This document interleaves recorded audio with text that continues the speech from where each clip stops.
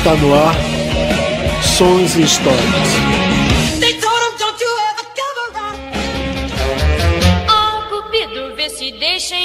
E aí galera, beleza? Hoje estamos aqui para o quarto episódio do Sons e Histórias. Hoje voltaremos no tempo e muito, viu? Voltaremos para 1959.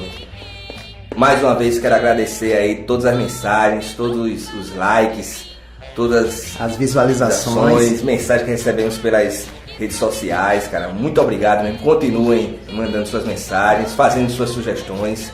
Toda sugestão é bem-vinda, toda observação é levada em consideração. E lembrar de acompanhar a gente no YouTube e no Instagram, né? O @SonsEisto. Acompanhar a gente lá no Instagram para dar uma força aí pra gente continuar fazendo aí o programa aí. Rapaz, a gente vai voltar hoje para 1959, né? 1959, uma época em que muitos chamam, né, os anos dourados, né? Do Brasil, né? O Brasil vivia um momento assim de pensar grande, a construção de Brasília. Eu tava no discurso do 50 anos em 5, né? O Brasil via ganhando Copa do Mundo, 58. Copa do Mundo. Né? O Brasil tava bombando não só pela Copa, mas também pelo ritmo novo que surgia no Brasil, que era a Bossa Nova. A seleção brasileira de basquete foi campeã mundial em Santiago do Chile, ganhando do Chile na final. O Brasil estava sendo reconhecido no mundo, né? O mundo estava conhecendo o Brasil. Tem até um documentário, né? 1958, o ano que o mundo descobriu o Brasil. E tem um livro também, que é o Feliz 1958, o ano que não devia ter terminado. Que o autor, Joaquim Ferreira dos Santos, ele enumera uma lista de eventos que levam o Brasil a ser conhecido no mundo, né? Porque antes o Brasil era conhecido apenas como um país da América do Sul, que na visão norte-americana e europeia se tinha a ilusão de que aqui ainda o povo vivia na selva. Era uma república de bananas. Era uma república de bananas. Então assim, o Brasil estava bombando, né? A construção de Brasília. Se tinha em 58 também a ascensão do... O rádio, né? Como grande veículo de comunicação, a chegada da televisão, né? Interessante também, eu sinto o jovem, nesse período, ele começou a ter um certo espaço, porque figuras adolescentes ou pós-adolescentes começaram a ganhar notoriedade, como é o caso do próprio Pelé. E porque assim, você tinha uma ascensão, né, econômica, então o jovem, nessa ascensão econômica, você tinha a figura do jovem, essa figura que estava ociosa ali, e era um veículo também de consumo, precisava consumir, esse jovem precisava consumir. Então o Brasil estava entrando na dita modernidade, tinha um discurso fanista, então o Brasil estava bombando nesse período, né? Principalmente ali no eixo sul, Rio de Janeiro ali. Rio de Janeiro era o point. Primeiro porque a presidência ficava ali. A capital da República era ali. A produção de cinema tudo era Rio de Janeiro. Né? A produção musical era Rio de Janeiro. Né? E depois disso, quando você tem essa mudança de eixo, o Rio de Janeiro ele deixa de ser uma coisa glamorizada, quando o centro do país ele deixa de ser Rio de Janeiro e passa a ser Brasília, com a construção de Brasília com JK. Né? Então você tinha essa euforia, né, do Brasil. Isso a gente também não pode deixar de entender também que o Brasil vivia suas contradições. O Nordeste continuava na sua miserabilidade, a seca do Nordeste ainda era algo forte. Mas eu acho que esse período final dos anos 50, do ponto de vista, vamos chamar assim, da indústria fonográfica e cinematográfica, ele começava a massificação. Sim. Onde o cinema ganhava maior importância, onde a música ganhava mais importância. Teve o lançamento de singles e mais singles, né, em 78 rotações, a aposta nos cantores de rádio. Você tinha as grandes gravadoras também chegando aqui, a Odeon, né, a CBS. Você tinha todas essas gravadoras vindo com força. Aqui se tornava um mercado, né, de fato.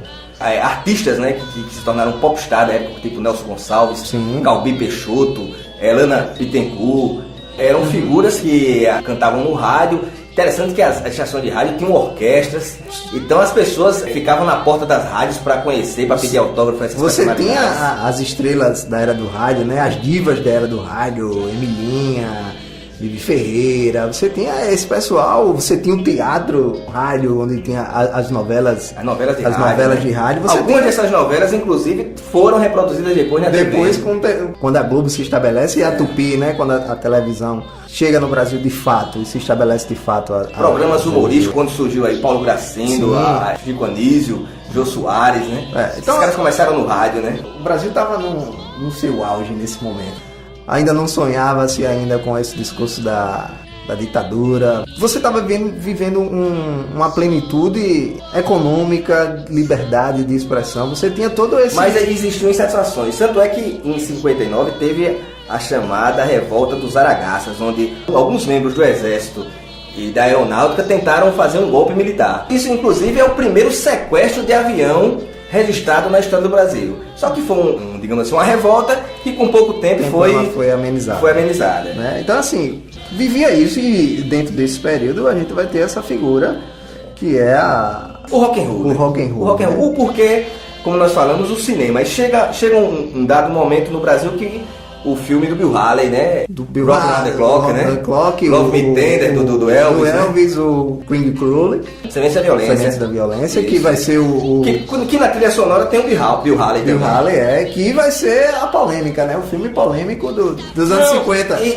Inclusive, as pessoas assistiam esses filmes, os jovens, e quebravam o cinema, né? Que era uma coisa até então... E que tinha que ter a intervenção, né? da polícia, né? E por esses fatores que o rock vai ser muitos das personalidades chamado de algo delinquente, né? Muitas das personalidades assistiram esses filmes, e foi esses filmes que fizeram eles terem interesse em tocar, de muita gente, ter banda, né? O caso do Renato Barros, do caso do Roberto, Raul Seixas, quando assistiu Elvis, né? Então, assim, isso vai fazer a cabeça de uma juventude que está vivendo esse momento de efervescência no Brasil. E por uma coisa, algo interessante, é que vão ser os futuros ídolos do rock no Brasil. Não só do rock no Brasil, mas da música brasileira em si, né? Porque vai fazer a cabeça de todo mundo, não tem como, né? E o rock and roll, ele era tido como uma dança. Sim. Uma manifestação. E outra coisa, um ritmo. Ele chegou ao Brasil através desses filmes, mas era um ritmo assim que achava-se que era uma coisa de momento. Era uma coisa, ela estava marginal, né? Ela estava marginal, não era algo que estava no mainstream, né? Não era algo que isso aqui vai ser um movimento, isso aqui mas vai o ser rock and roll já aparecia em alguns filmes da Atlântida, com uma dança. Mas tem um filme do Oscarito que ele tem um momento que ele faz como se estivesse dançando, um twist e tal, toda essa coisa. Mas a questão que eu tô falando é o seguinte: isso estava relegado a coisa do gueto, do marginal. Ela não era algo que estava inserido dentro de um contexto, de uma coisa que poderia se enxergar como um consumo. Ele era visto como um consumo momentâneo. Por isso que você não tem um investimento maciço como você teve na Bossa Nova, nos anos 50. O interessante é que a chegada do rock no Brasil veio através desses filmes. E algumas figuras que estavam nos Estados Unidos viram esse tipo, o próprio Calbi Peixoto estava nos Estados Unidos, viu. Vai pegar o filão. Exatamente, viu, esse negócio tá dando certo, vou trazer pro Brasil. Ele inclusive grava um rock, o primeiro rock autoral, vamos chamar assim, gravado. O próprio Raul fala isso, o primeiro rock que foi feito no Brasil é o rock de Calbi Peixoto. Calbi Peixoto, que tem na filmagem aparece o Roberto Carlos. No filme, né? Então, assim... A Nora Ney grava a versão de Rock Around the Clock, né? Que é considerada a primeira gravação feminina. Não é uma gravação de rock, né? Não, feminina, né? Numa voz feminina. Não, acho interessante que as primeiras gravações de rock, muitas delas foram de mulheres. Sim. Lana Bittencourt gravou Little Darling, a Nora Ney, Ronda das Horas. Elinha Silveira gravou a versão de Ronda das Horas, que é a versão de Rock Around the Clock. E que a gente esqueceu de falar que a gente só tá gravando esse programa agora, Celi Campelo, em homenagem ao dia 8 de março, que é o Dia da Mulher. Esse é bem lembrado. A gente só depois de várias brigas, a gente tá gravando esse programa em homenagem ao Dia da Mulher. Dia da Mulher, que a gente escolheu uma mulher que fosse representativa e que talvez não tivesse o reconhecimento que merecesse, no caso, a Celi Campelo. Mas voltando a esses primórdios do rock and roll, engraçado você ouvindo a versão da Nora Ney de Rock Around the Clock, é o instrumental, né? Eu me lembro que uma vez eu estou ouvindo uma entrevista do Roberto Carlos, que ele queria gravar Jesus Cristo em ritmo funk, mas os músicos da época ainda não tinham assimilado a coisa. Bem assim é a questão da Nora Ney. Você vai ouvir o Rock Around the Clock com ela, você nota que os músicos não tinham familiaridade. Não tem o feeling do rock and roll, né? Tem acordeon em Rock Around the Clock, né? Não, e uma coisa assim que eu achei interessante, fui dar uma escutada no disco da Celi Campelo.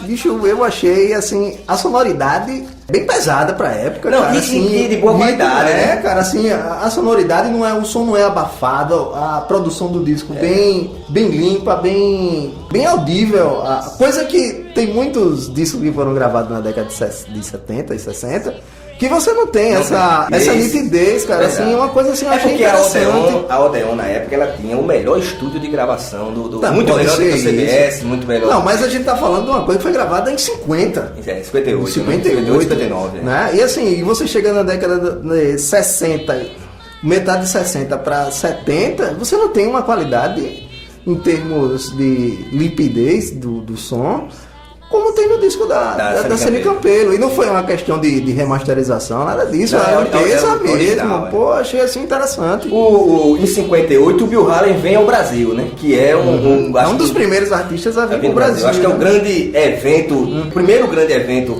do rock and roll, né? O Bill Haley chega ao Brasil e interessante que eu tava vendo as imagens, ele é entrevistado pelo locutor da banda, aquele... O Silvio Luiz. Silvio Luiz é o primeiro que entrevista o Bill Haley. Não sei se o Silvio Luiz foi ele, não sei se o Silvio Luiz fez isso. Mas... Aí o Bill Haley, cara, ele chega no Brasil e causa logo uma má impressão, né? A galera via ele no semana para a impressão, o pessoal tipo, mas esse cara é muito velho, esse cara... era um cara careca, né? Barrigudo, gordo. Não correspondia à impressão que se tinha no cinema, né? Porque a questão é o seguinte, a imagem que se vai construir da figura do rock, desse imaginário, é a figura do James Dean, né? do Juventude Transviada, do Marlon Brando, do Selvagem. Isso vai se criar na cabeça da juventude essa imagem, né? Por isso que o Elvis, ele encarnou essa porque ele era jovem, né? Aí o Bill Haley chega ao Brasil, faz 8 shows em São Paulo, faz diversos shows no Rio de Janeiro, toca também toda a América do Sul, participa dos programas de TV. Uma curiosidade que eu achei interessante, eu lendo aquele almanaque da Jovem Guarda, infelizmente... Puliati. O cachê, segundo o livro, o cachê do Bill Haley foi 6.500 cruzeiros. O interessante é que o salário mínimo, na época, era 3.800 cruzeiros, quer dizer, um astro internacional... toca por menos de 2 salários mínimos, né, cara? Mas e a coisa que é interessante é o seguinte, é por isso que eu fico com a tese seguinte, o rock and roll era algo marginal. E isso tem a cara do Bill Haley mesmo, o cara já tava careca, gordo, era trabalhador, era pai de família. Isso explica, cara, porque ele fez tantos shows, por exemplo, 8 shows em São Paulo. Pra ver se ganhar uma grana, né? Mas, em compensação, vai ser um estopim para as coisas se transformarem. O Bill Haley, cara, faz esse show no Rio de Janeiro e a abertura é o Clube do Rock do Carlos Imperial, que é o Roberto Carlos, né, que faz um dos artistas que faz a abertura. Inclusive, o Erasmo Carlos queria ir pro show do Bill Haley e o Roberto Carlos disse, não, eu dou uma ajeitada lá pra você entrar e tal. E ele não conseguiu entrar porque ele não foi entrar pela entrada lá dos artistas, ele tentou entrar pela bilheteria e foi barrado. Aí o Renato Barros assistiu esse show também. Quer dizer, foi um show que fez a cabeça, que massificou. Fez a cabeça daquela juventude. Daquela né? juventude. Ali, o Bill Haley voltou depois nos anos 70, mas já sem a mesma... Seu mesmo glamour, né? Já tinha passado, até com The Pops, né? Já tinha passado, já ficou, foi a figura que ficou lá nos anos 50, né? No caso. Aí onde entra a Celi Campelo nessa história? A Celi Campelo, que Célia Campelo Gomes Chacon é nascida em São Paulo, mas vivia em Rio de Janeiro. Não, vivia em Taubaté, né? Muita gente diz o rock do Brasil nasceu em Taubaté. Ela, aos 12 anos de idade, já tinha um programa de rádio. Ela é uma Celinha, né? O nome Celinha, né? E o nome dela é Célia. E ela foi alavancada pelo irmão. Né? Sérgio, que depois vai mudar o nome para Tony Campelo por causa do cara da rádio. Né? Que eles apresentavam um programa e o cara da rádio ela Alencar. O Tony Campelo, cara, ele já conheceu o rock, né? Esse rock, principalmente o rock italiano. Muitas versões de muitos dos discos, né? Que é chamado rock barrada, né? Dos discos da Celi Campelo, vai ser muitas das versões de rock italiano, né? Então o Tony Campelo ele participou de uma banda e depois ele foi para São Paulo e ele trabalhou no Sesc. No Sesc, ele conheceu o Mário Genari Filho. E o Mário Genari Filho, antenado com essa questão que o rock tava, apostou suas fichas no Tony Campelo, que queria gravar um disco com o Tony Campelo. Mas o primeiro disco dele não é como Tony Campelo. É como Sérgio. Né? Ele vai lançar um 78 rotações. Tem um lado que é só ele sozinho e tem um lado A que é com a Celi Campelo, que precisava de uma voz feminina porque a música emitia a uma questão mais feminina, e ele chama a irmã. Na realidade, eles queriam a Celeste Novaes, que inclusive é a compositora de uma das músicas do disco. Só que a Odeon achou o seguinte: já era uma pessoa certa, conhecida, queria uma novidade, uma voz teenager, né? Então ele chama a irmã. E só que a irmã, digamos assim, se destaca. Ela, desde pequena, ela vai ser muito influenciada pelo irmão. O irmão vai atiçar muito ela, né, o Sérgio, né?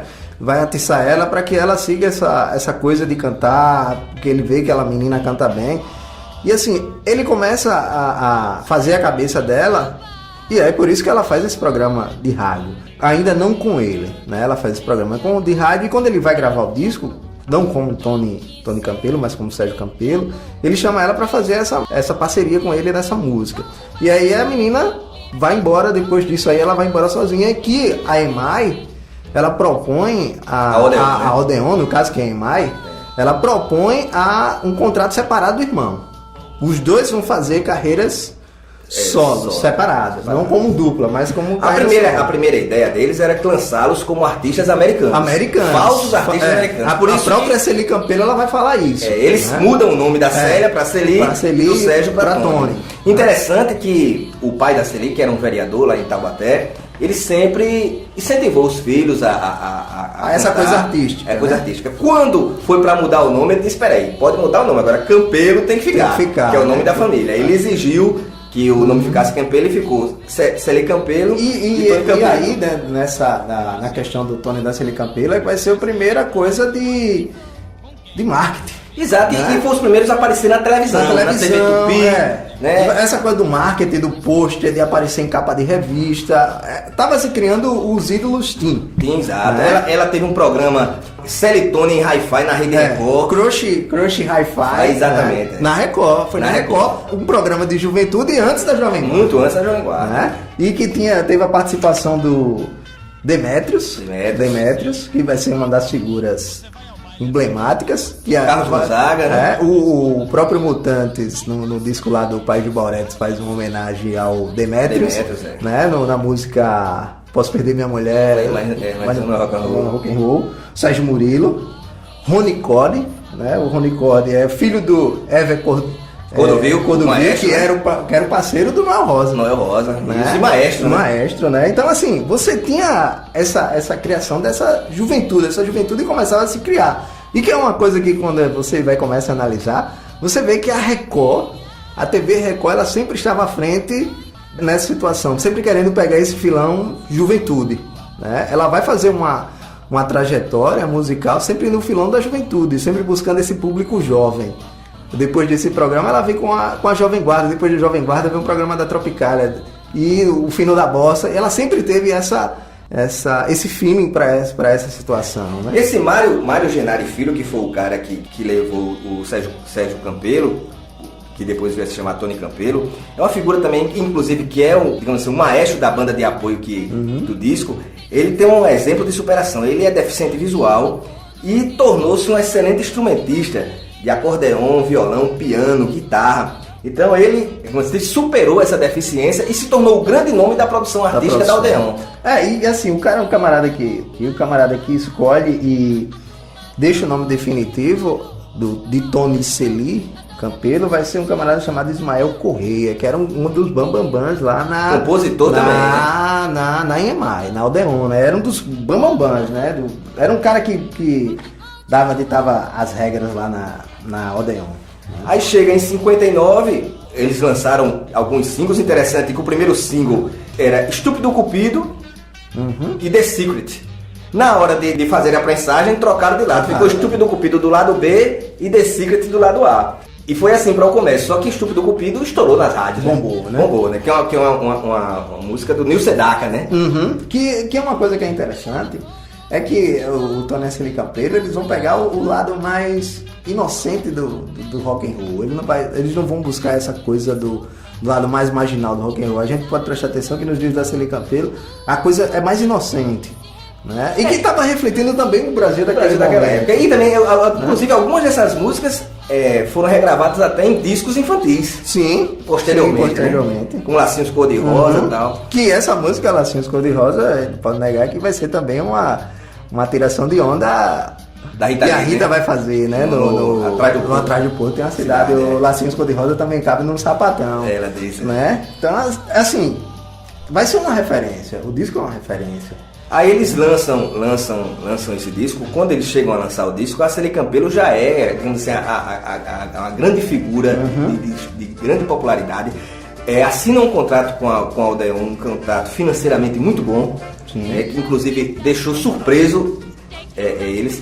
É interessante que a Celi Campelo, ela já namorava o futuro marido. Futuro esposo. Ela namora esse cara desde os 13 anos de idade, né? E ela foi lá comemorar com ele esse contrato.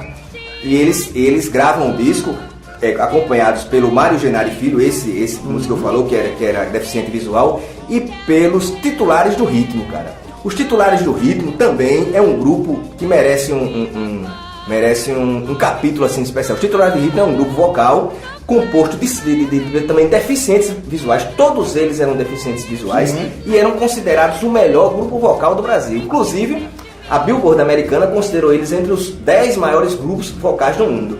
E eles gravavam jingles, gravavam...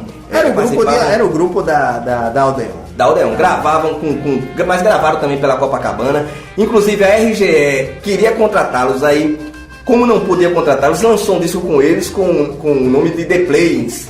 Mas eram eles que gravavam. E eles gravaram, acho que a mais famosa dele é a Taça do Mundo é Nossa, que é o tema da conquista de 58, né? Então esses Titulares do Ritmo, cara, eles fizeram diversas gravações, participaram de diversos momentos, regravaram Alegria, e eles têm uma capacidade de harmonização vocal surpreendente. Então são eles que fazem o back vocal e o Mário Genari Filho com seu conjunto que acompanha a Celi Campelo. E uma outra coisa que é interessante nesse disco, Estúpido Cupido não é o nome do disco. Sim, não é o nome do disco. Ele o apelido do disco é Estúpido Cupido, porque o nome do disco é Rock With Me. Não, na capa botaram Estúpido Cupido por causa do sucesso do single. E no selo do disco tem Rock With Me. Né? Então a música Estúpido Cupido vai além do disco. Né? Ele foi maior do que o disco, né? E é a música que abre o disco, né? A música Estúpido Cupido, que é a música do Neu Sedaka, que teve a versão do Fred Jorge. O Fred Jorge é um cara que foi novelista, compositor. Ele gravou diversas... Ele foi para os Estados Unidos também, é um desses que foram para os Estados Unidos. Quando retornou, se tornou um versionista. Viu o que estava acontecendo lá. Exato, né? Fez diversas versões de músicas americanas com gravações. Ganhou o prêmio de Roquete Pinto, que era o maior prêmio do rádio e da TV naquela época. Ele fez diversas músicas com o Roberto, como Palavra a Deus, e músicas que o Roberto Carlos gravou. O Fred Jorge é um cara que começou aí também a fazer as suas Era o cara que estava antenado, né? Era o cara que estava antenado com o que estava acontecendo. A versão original de Estúpido Cupido foi gravada pela atriz Connie Francis. Estrangeira, exatamente. Depois vem The Secret, que ela foi em inglês. Ela tá no disco em inglês. Outra coisa que deve se falar da Celi Campelo, que ela tinha uma pronúncia de inglês muito boa, cara. Sim. Ao contrário de alguns outros artistas nacionais. Brumecha, né? Faz um inglês tipo Joel Santana, né? Ela tem um inglês perfeito mesmo.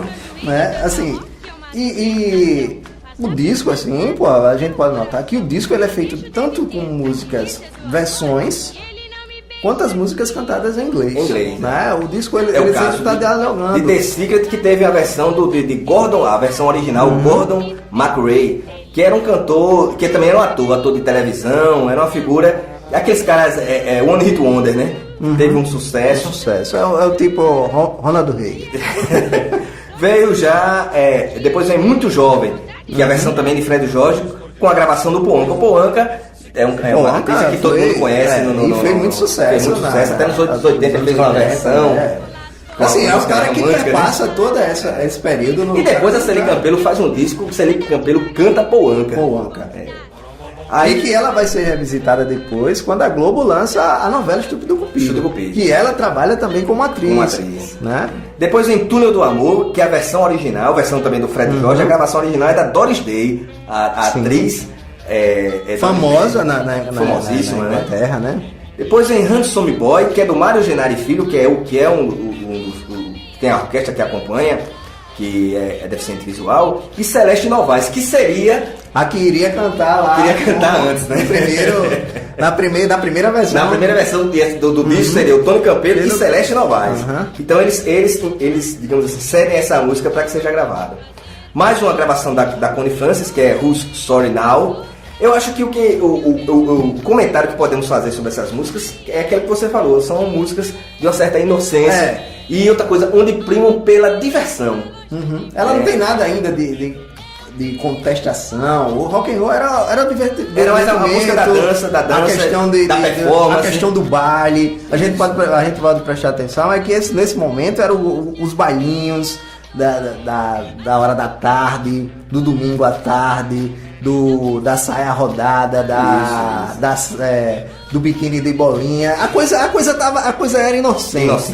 Né? E que isso não quer dizer que não tenha valor. Claro. Muito valor, sim. Você vê que o Gilberto Gil, naquela música Back in Bahia, ele diz: eu queria ouvir Celi Campelo, né? Pra sair da fossa, né? E assim, como é que se diz? A Celi Campelo, dentro desse contexto que a gente tá falando, ela vai ser altamente revolucionária. Sim. Altamente revolucionária. É uma mulher que tá cantando rock, uma adolescente, mesmo na sua inocência, mas assim, é de uma violência isso. Traz um ritmo que fez a cabeça de geração. Né? E assim, é de uma violência isso porque é uma mulher, tá cantando um ritmo que é extremamente machista. Né? E a mulher que diz, estúpido, Cupido, vê se me deixa em paz. A mulher tá dizendo assim, porra, eu não quero me apaixonar por ninguém, mas eu sou forçada a me apaixonar porque eu tenho que me apaixonar. Ela começa a colocar em contestação a figura da mulher. Apesar de ela, dentro do seu particular, abandonar tudo pra ser uma mãe, se dedicar a uma dona de casa, que era o grande sonho dela. O sonho, mas assim, o que se fala dentro do contexto é que era o sonho de toda mulher naquele momento, né? De ser uma dona de casa. E a Celi Campelo tá cantando uma música que é uma música pra frente, né? De mulher, Cupido, vê se me deixa em paz, eu não preciso me apaixonar por ninguém, eu posso me virar sozinho. E essas músicas são hits até hoje, né? Até você hoje. Banda de baile, os caras tocam. Você pode tocar, bicho, todo vai mundo pro salão dançar, né? Tá entendendo? Assim, a música ficou, né? O som ficou. Aí no lado B, né, que na época do vinil tinha lado A e B, vem Broto Já Sabe Chorar, que é uma gravação da original, é de Kate Linden, que é uma atriz. Fale-me com Carinho, que um dos que regravaram foi a Brigitte Bardot. Brigitte Bardot, que é uma atriz musa, né, da época, e depois entrou virou uma contestadora, uma ativista. Era uma ativista, era a música de todo mundo, de todo adolescente que viveu os anos 50, era musa. Era musa. Né? Continuou musa, né? E se conta que, saindo um pouco do assunto, se conta que era a mulher das masturbações dos Beatles, né? A Brigitte Bardot, né? Todo mundo queria comer a Brigitte Bardot. Aí vem Querido Cupido, que Fred Jorge e Arquimedes Messina. Esse Arquimedes Messina, cara, que é o coautor dessa Querido Cupido, ele fazia jingles, tá? E ele é autor daquela música do Silvio Santos, do jingle lá. Sim, esse Arquimedes Messina é o autor do Silvio Santos. Inclusive, ele fez a música em 64, o Silvio Santos pediu, encomendou, e depois ele entrou na justiça porque não recebeu os royalties. O Silvio Santos deixou de a divulgar a música, e essa questão judicial se arrastou até 2010, quando o Silvio Santos finalmente pagou. O que é interessante, assim, você falando dessa coisa de jingle, aqui no Brasil se tem uma coisa interessante, cara. Os jingles brasileiros é totalmente diferente dos jingles no resto do mundo, cara, porque os jingles aqui é um jingle cantado que pega, que fica.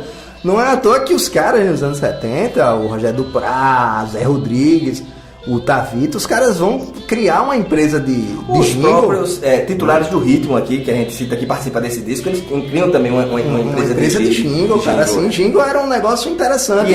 E era comercialmente viável. Viável, né? Assim, quando os caras não ganhavam dinheiro com música, os caras ganhavam dinheiro com jingle. né? Depois vem a música Tammy, que a gravação original é da atriz Debbie Reynolds. Debbie Reynolds, que é a mãe da Carrie Fisher, que morreu há 2 anos. Do Star Wars, né? A Princesa Leia do que a Princesa Leia comeu todo mundo na década de 60 e 70, né? A Princesa Leia comeu todo mundo, comeu...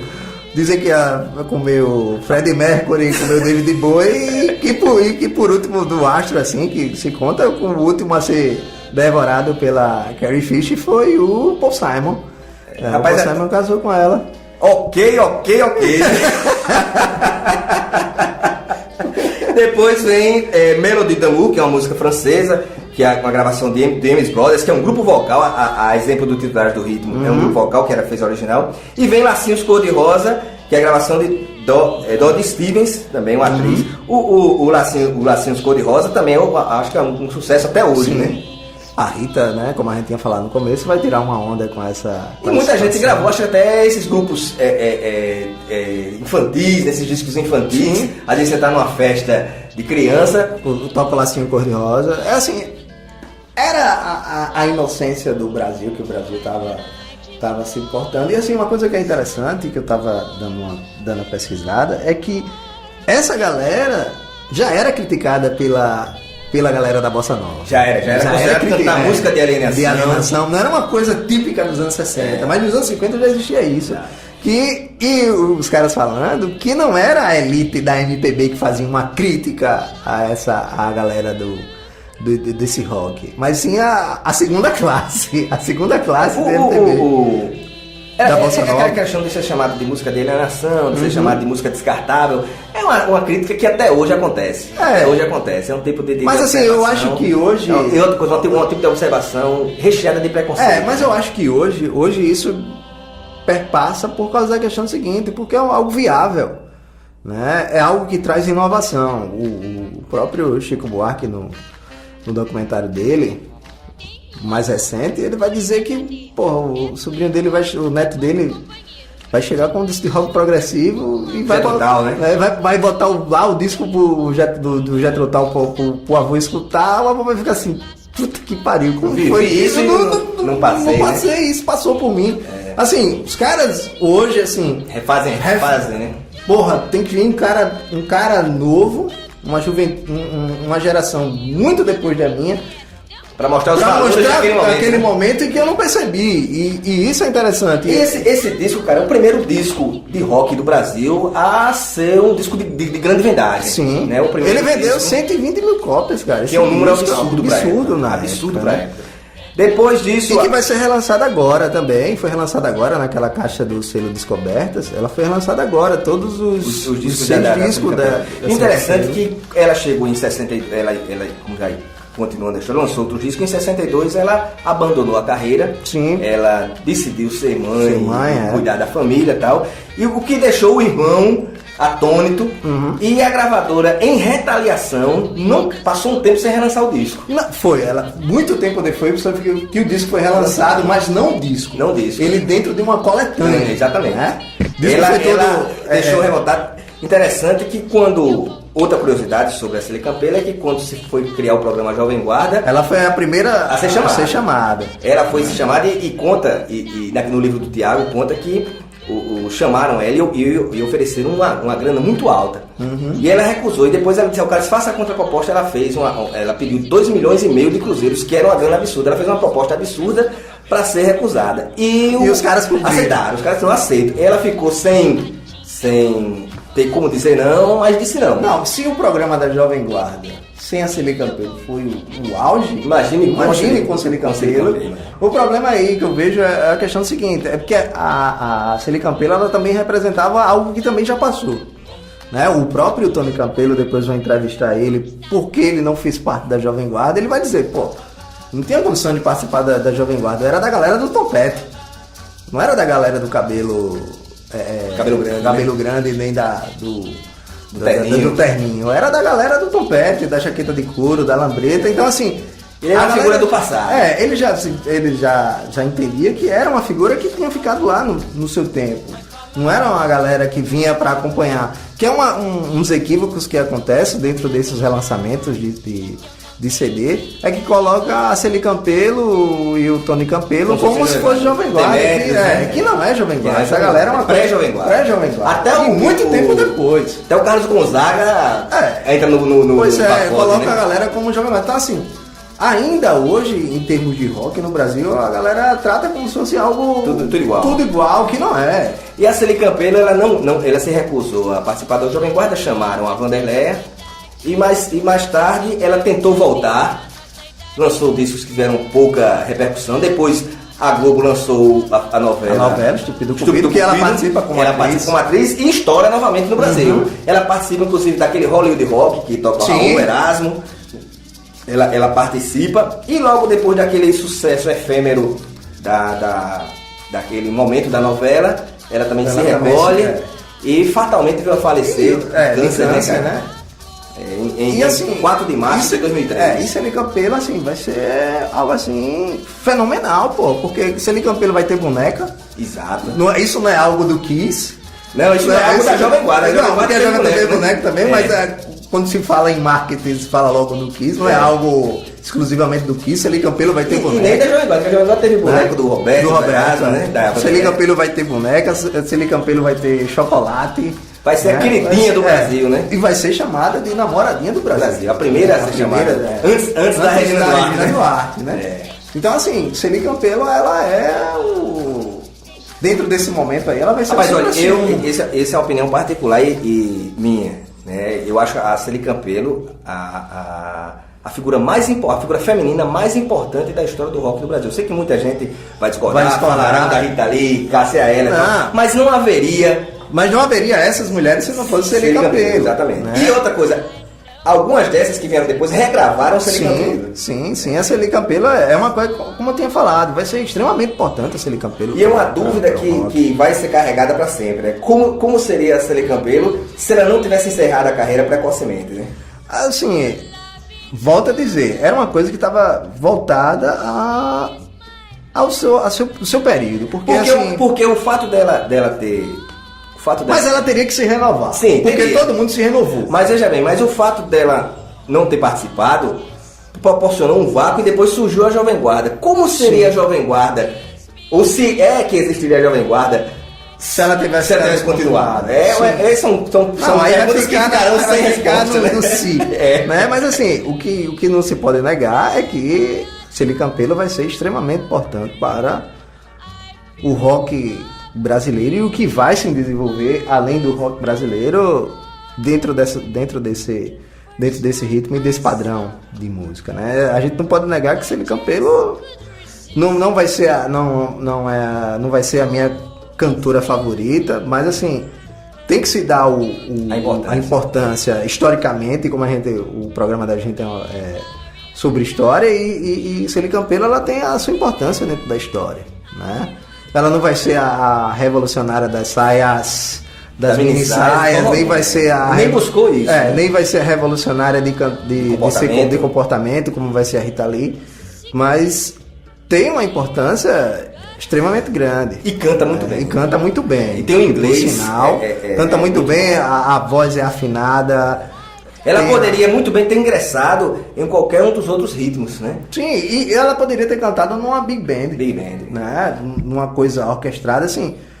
Pra mim não deixa nada a dever as que vieram depois. Nada. Celi Campelo faz parte dos anais da história do rock and roll, né? Valeu, galera. Valeu, galera. Não esquece de acompanhar a gente. Escutam o disco da Celi Campelo.